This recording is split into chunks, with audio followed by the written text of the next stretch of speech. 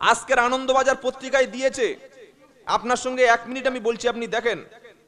আমাদের ভারতবর্ষে, এটা তথ্যটা যারা শিক্ষিত ছেলে একটু সাবধান মানে খেয়াল করে শুনবেন, ভারতবর্ষের জমিনে রেলের যে জায়গা আছে, পিডব্লিউ যে জায়গা আছে, সরকারি সম্পত্তির পরে সবচাইতে বেশি সম্পত্তির নাম হলো মুসলমানদের ওয়াকফ সম্পত্তি।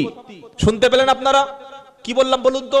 সরকারের রেলের জায়গা, বিমানবন্দরের জায়গা, বাস স্ট্যান্ডের জায়গা, পিডব্লিউ জায়গা, অফিস আদালতের সরকারি যে সম্পত্তি, এই সম্পত্তির পরে সেকেন্ড লার্জেস্ট প্রপার্টি হিসাবে যেটা আছে সেটা হচ্ছে মুসলমানদের বাবার ওয়াকফ সম্পত্তি।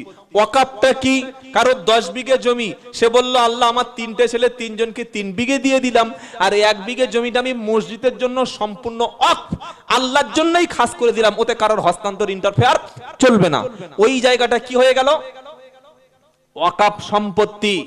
আমাদের ভারতবর্ষের বর্তমান যারা কেন্দ্রে ক্ষমতায় আছেন তারা হিসাব করে দেখলো যে এই ওয়াকফ সম্পত্তিটা আইন পাস করে পার্লামেন্টে এমন একটা আইন আনা জরুরি, যে আইন আনার ফলে মুসলমানদের মসজিদ, মাদ্রাসা, খানকা, ঈদগাহ, কবরস্থান, এই 5টা জায়গা, মসজিদ, মাদ্রাসা, খানকা, ঈদগাহ, কবরস্থান, এই 5টা সম্পত্তি ওয়াকফ সম্পত্তি, কোটি কোটি কোটি বিঘে এত সম্পত্তি আছে যার কোনো হিসাব নাই। কলকাতায় যে আপনারা দেখেন ওই যে মহাকরণটা, ওর কিছু অংশ আছে আপনার ওই ওয়াকফ সম্পত্তির মধ্যে, এয়ারপোর্টের কিছু অংশ ছিল এক সময় ওয়াকফ সম্পত্তির মধ্যে, হাইকোর্টের অংশ, এ নিয়ে অনেক মতবিরোধ রয়েছে। এমনকি আমাদের যে ওই মুকেশ আম্বানির যে বিশাল বড় বাড়িটা, ওটাও ওয়াকফ সম্পত্তির মধ্যে, এটা সার্ভে করে জানা যাচ্ছে। তো এই যে কোটি কোটি কোটি কোটি জমি ওয়াকফ সম্পত্তির, এই সম্পত্তিগুলো তো মুসলমানদের বাবার সম্পত্তি, এইগুলো জবরদখল করে যারা জবরদখল করে খাচ্ছে তারা দেখলো যে মুসলমানরা চতুর্দিক থেকে আওয়াজ তুলছে আমাদের ওয়াকফ সম্পত্তি ফেরত দাও। যদি আমাদের বাপ দাদাদের মসজিদ মাদ্রাসায় দান করা সম্পত্তি আমরা ফেরত নিতে পারি এবং সেটা যদি ওয়াকফ বোর্ডের মাধ্যমে সঠিকভাবে ব্যবহার হয়, একটা ছেলে আর মুসলমানদের অশিক্ষিত থাকবে না, একটা মেয়ে কোনোদিন কন্যাদায় ভিক্ষা করবে না, একজন ক্যান্সার পেশেন্ট হাত পাততে হবে না, একটা বিধবা মাকে রাস্তায় দাঁড়াতে হবে না, কোনো মুসলমানদের সরকার আবাস যোজনার ঘর লাগবে না। এই ওয়াকফ সম্পত্তির ঘর থেকে প্রত্যেকটি মুসলমানের ঘর কর্মসংস্থানের ব্যবস্থা হয়ে যাবে। বলুন আলহামদুলিল্লাহ। সরকার দেখলো এদেরকে 3য় শ্রেণীর নাগরিক বানাতে হবে, তাই তারা আইন আনলো। খালি 5 মিনিটে পড়ছি, একটু শোনেন।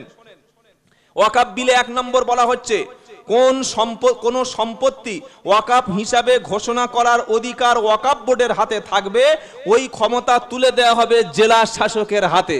শুনতে পেলেন? ধরুন আপনাদের এটা কোন থানা? মাটিয়া থানা।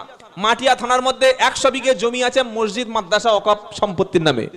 মোদি সাহেব বা আমাদের কেন্দ্রের সরকার বিল এনেছে যে এই সম্পত্তিগুলো ডিস্ট্রিক্ট ম্যাজিস্ট্রেট বা জেলা শাসকের হাতে তুলে দেওয়া হবে, উনি ইচ্ছা মতো ওই যাকে খুশি তাকে দেবে।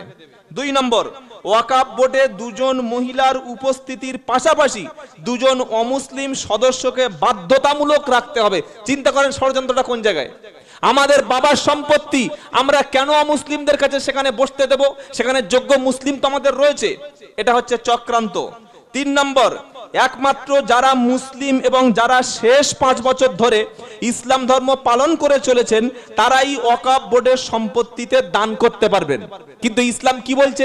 একজন সকালে মুসলমান হয়েছে, সেই ব্যক্তি ওয়াকফ সম্পত্তির মাল যদি গরিব হয় ভক্ষণ করা বা ওয়াকফ সম্পত্তিতে জমি দান করার অধিকার আছে। তারা বলছে 5 বছর অপেক্ষা করতে হবে। 4 নম্বর মারাত্মক বিলে বলছে হিন্দু মন্দিরগুলির মতোই ওয়াকফ বোর্ডকে ধর্মনিরপেক্ষ বিধিবদ্ধ সংস্থা বলে চিহ্নিত করা হয়েছে, সেই যুক্তিতেই নিয়ন্ত্রণ। তার মানে যেমন আমাদের হিন্দু ভাইদের মন্দিরগুলো আছে, ঠিক এই রকম ভাবে ওয়াকফ সম্পত্তিটা তারা ধর্মনিরপেক্ষ সম্পদ বানাতে চাইছে।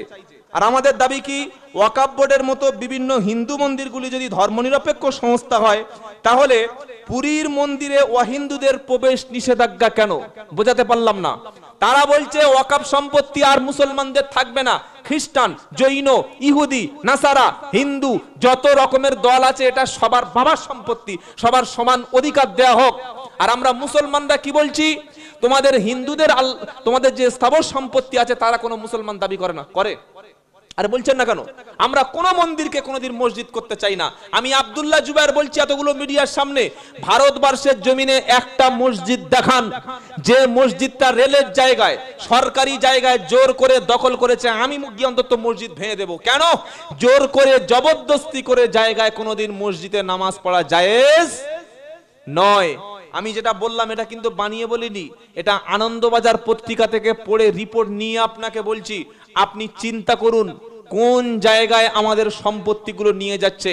মুসলমান এখন যদি সচেতন না হন, এখনো যদি আমিন জোরে না আসতে, হাত বুকে না নিচে, ইয়া নবী বসে না দাঁড়িয়ে এই ছোট্ট ছোট্ট বিষয়গুলো যদি মারামারি করেন, ওয়াকফ সম্পত্তি চলে যাবে, মসজিদ মাদ্রাসা চলে যাবে, খানকা মাজার কবরস্থান চলে যাবে। আপনাকে ফিলিস্তিনের মতো, রোহিঙ্গাদের মতো তৃতীয় শ্রেণীর নাগরিক বানিয়ে দেয়া হবে। আফসোস করে বুক চাপড়ালে কোনো লাভ হবে না। সেজন্য ঐক্য হওয়া জরুরি। দেশকে আমরা স্বাধীন করেছি, রক্ত দিয়েছি, দেশের সম্পত্তি রক্ষা করার জন্য প্রয়োজনে আরো একবার আমরা এই আন্দোলনে শামিল হব, বলুন ইনশাআল্লাহ। তবে সেটা গণতান্ত্রিক পদ্ধতিতে। কথা মাথায় রাখবেন, মাথায় রাখবেন। অনেক আলোচনা করেছি, আর বেশি সময় আমরা নষ্ট করব না।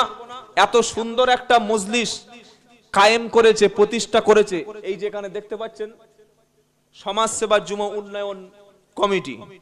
আমি অন্তরস্থল থেকে এই সমস্ত যুবকদের জন্য দোয়া করি এবং যতদিন যাব দোয়া করব, যতদিন বাঁচব দোয়া করব।